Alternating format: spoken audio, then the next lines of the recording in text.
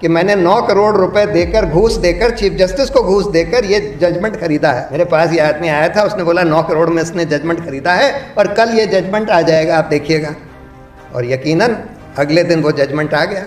गोगोई साहब का ही एग्जाम्पल ले लीजिए, अयोध्या का जजमेंट दिया, रफाइल का जजमेंट दिया और तुरंत रिटायर होने के बाद उनको राज्यसभा का मेंबर बना दिया। अरुण मिश्रा को देख लीजिए, इतने सारे जजमेंट अडानी के फेवर में, तो उन्होंने कम से कम 40,000 करोड़ रुपया अडानी को प्राप्त करवाया।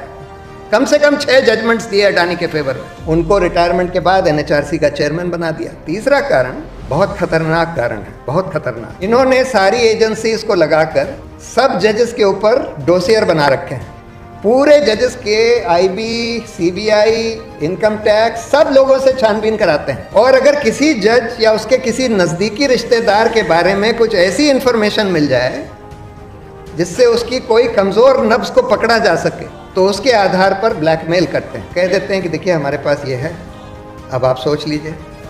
दूसरा कानून सरकार ने पेश किया है कि चीफ जस्टिस को हटाकर एक minister to be nominated by the prime minister, यानी कि एक प्राइम मिनिस्टर, एक उनका मिनिस्टर, एक leader of opposition. Law minister 4 secretaries के नाम अपने हैट से निकालता है, जैसे ड्रॉ ऑफ लॉट्स में होता है ना, 4 सेक्रेटरीज के नाम उसने निकाले।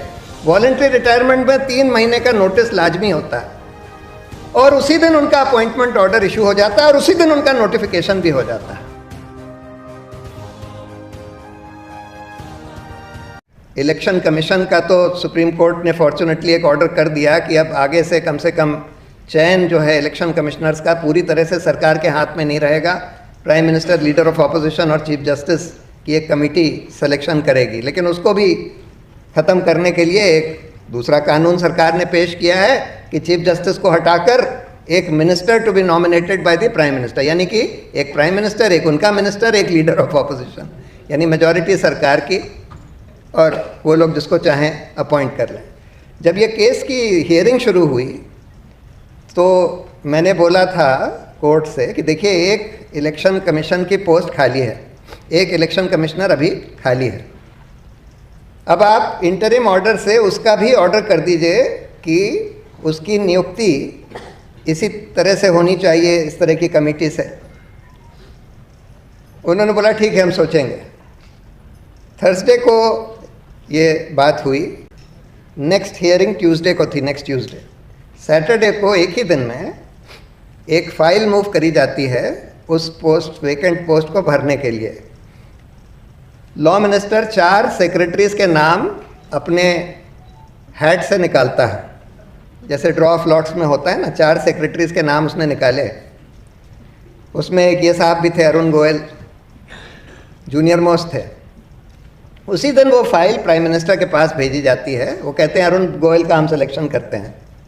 उसी दिन उनको बोल दिया जाता है कि आप वॉलंटरी रिटायरमेंट ले लीजिए। उसी दिन फाइल वो मूव करते हैं वॉलंटरी रिटायरमेंट के, उसी दिन उनको वॉलंटरी रिटायरमेंट दे दिया जाता है, सारे रूल्स को अनदेखा करके। वॉलंटरी रिटायरमेंट में 3 महीने का नोटिस लाजमी होता है और उसी दिन उनका अपॉइंटमेंट ऑर्डर इशू हो जाता है और उसी दिन उनका नोटिफिकेशन भी हो जाता है। इलेक्शन कमीशन का तो ये हाल कर दिया है कि अब इलेक्शन, जैसे कई साल तक हम लोग ये मानते थे कि इलेक्शन कमीशन एक इंडिपेंडेंट इंस्टीट्यूशन हो चुका है सेशन साहब के बाद, लेकिन पिछले कम से कम 6 साल से हम ये देख रहे हैं कि उसकी इंडिपेंडेंस बिल्कुल ख़त्म हो चुकी है। एक साहब जो चीफ इलेक्शन कमिश्नर बने थे, उनका तो रेडियो टेप्स में एक टेप आया था बाहर, सुनील अरोरा साहब, जिसमें वो बात कर रहे हैं जुडिशरी में भ्रष्टाचार की, और बड़े मज़े से मीरा राडिया को बता रहे हैं कि अभी मेरे पास एक आदमी आया और कहने लगा कि मैंने 9 करोड़ रुपए देकर, घूस देकर, चीफ जस्टिस को घूस देकर ये जजमेंट खरीदा है।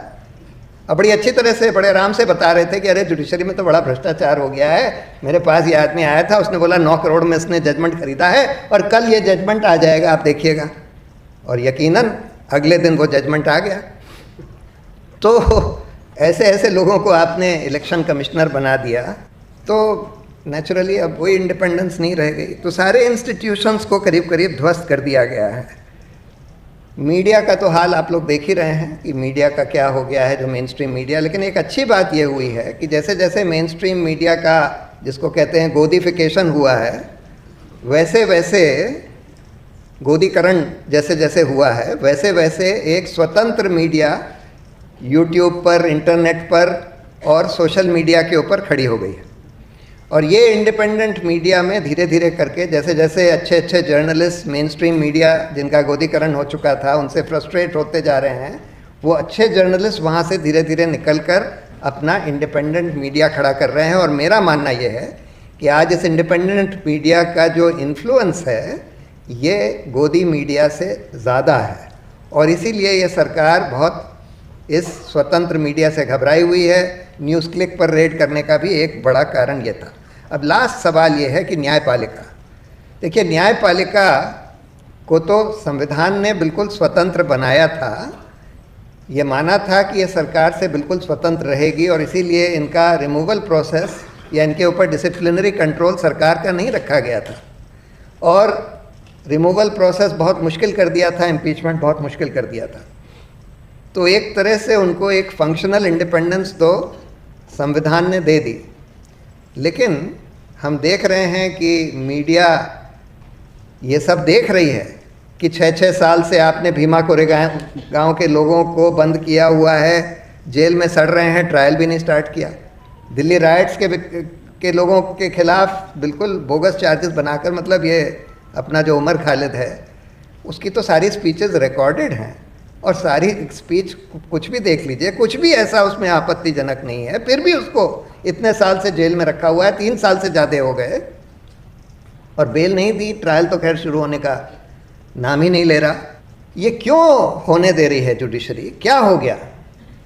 देखिए इसके 3 बड़े कारण हैं कि न्यायपालिका की इंडिपेंडेंस क्यों काफ़ी हद तक ध्वस्त हो गई। अभी तो खैर वर्तमान समय में थोड़ा सा इम्प्रूवमेंट है, पहले से थोड़ा इम्प्रूवमेंट है, लेकिन फिर भी अगर हम पिछले 6-7 साल में देखें तो क्या हुआ, ऐसा क्या हुआ, क्यों हुआ?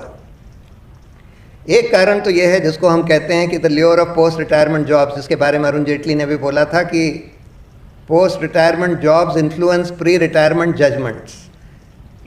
गोगोई साहब का ही एग्जाम्पल ले लीजिए, अयोध्या का जजमेंट दिया, रफाइल का जजमेंट दिया, और तुरंत रिटायर होने के बाद मतलब 2-3 महीने के अंदर ही उनको राज्यसभा का मेंबर बना दिया। अरुण मिश्रा को देख लीजिए, इतने सारे जजमेंट्स अडानी के फेवर में, तो उन्होंने कम से कम 40,000 करोड़ रुपया अडानी को प्राप्त करवाया, कम से कम 6 जजमेंट्स दिए अडानी के फेवर में, और उनको रिटायरमेंट के बाद एनएचआरसी का चेयरमैन बना दिया। एक और थे साहब, उनको गवर्नर बना दिया, एक पहले थे साहब, उनको भी गवर्नर बना दिया। तो एक तो ये प्रॉब्लम है। दूसरी प्रॉब्लम है कि देखिए जजों का चयन, हाई कोर्ट और सुप्रीम कोर्ट के जजों का चयन जो है, अब सुप्रीम कोर्ट ने ही एक जजमेंट से अपने हाथ में ले लिया और बोल दिया कि सुप्रीम कोर्ट के 5 जजेस का कोलिजियम तय करेगा, सीनियर जजेस का। लेकिन वो तय भी कर देते हैं तो सरकार नियुक्ति ही नहीं करती। अगर उनको लगता है कि भाई ये आदमी तो स्वतंत्र होगा, हमारी बात नहीं मानेगा, तो उसका वो नोटिफिकेशन ही नहीं इशू करते। हम लोगों का एक केस चल रहा है सुप्रीम कोर्ट में जिसमें कि 50 लोग ऐसे हैं जिनका कोलिजियम ने रेकमेंड किया और सरकार ने उनकी नियुक्ति नहीं करी, सालों साल उस पर बैठे रहे। फिर कानून ये कहता है कि सरकार के पास एक ऑप्शन है कि वो एक बार रिकमेंडेशन को वापस कर दें, उसके बाद अगर यूनानिमसली कोलिजियम रीटरेट करता है तो सरकार को अपॉइंट करना पड़ेगा। हम देख रहे हैं कि कोलिजियम कम से कम ऐसे 17 केसेस ऐसे हो चुके हैं हाल में कि कोलिजियम ने यूनानिमसली रीटरेट किया और फिर भी सरकार ने नोटिफिकेशन इशू नहीं किया, नियुक्ति नहीं करी। तो इंडिपेंडेंट जजेस का अपॉइंटमेंट ही नहीं होने देते। जस्टिस मुरलीधर के केस में भी यही हुआ। तो दूसरा कारण यह है। तीसरा कारण बहुत खतरनाक कारण है, बहुत खतरनाक। इन्होंने सारी एजेंसीज को लगाकर सब जजेस के ऊपर डोसियर बना रखे हैं। पूरे जजेस के आईबी, सीबीआई, इनकम टैक्स सब लोगों से छानबीन कराते हैं। और अगर किसी जज या उसके किसी नज़दीकी रिश्तेदार के बारे में कुछ ऐसी इंफॉर्मेशन मिल जाए जिससे उसकी कोई कमज़ोर नब्ज़ को पकड़ा जा सके तो उसके आधार पर ब्लैकमेल करते हैं और कह देते हैं कि देखिए हमारे पास ये है, अब आप सोच लीजिए। और ये एक नया तरीका इस सरकार ने अख्तियार किया है न्यायपालिका को अपने कब्जे में करने का, और इस वजह से आज ये बहुत बड़ी प्रॉब्लम खड़ी हो गई है। लेकिन अच्छी बात यह है कि आज उसके बावजूद भी शाहरुख जैसे बहुत सारे अच्छे और बड़े पब्लिक स्पिरिटेड लॉयर्स खड़े हो गए हैं और बहुत सारी ऑल्टरनेटिव मीडिया खड़ी हो गई है इस देश में, जिसकी वजह से आज भी हमको लोकतंत्र को या अपने रिपब्लिक को बचाने की उम्मीद है। और इसी उम्मीद के साथ मैं अपनी बात खत्म करता हूँ। Thank you very much.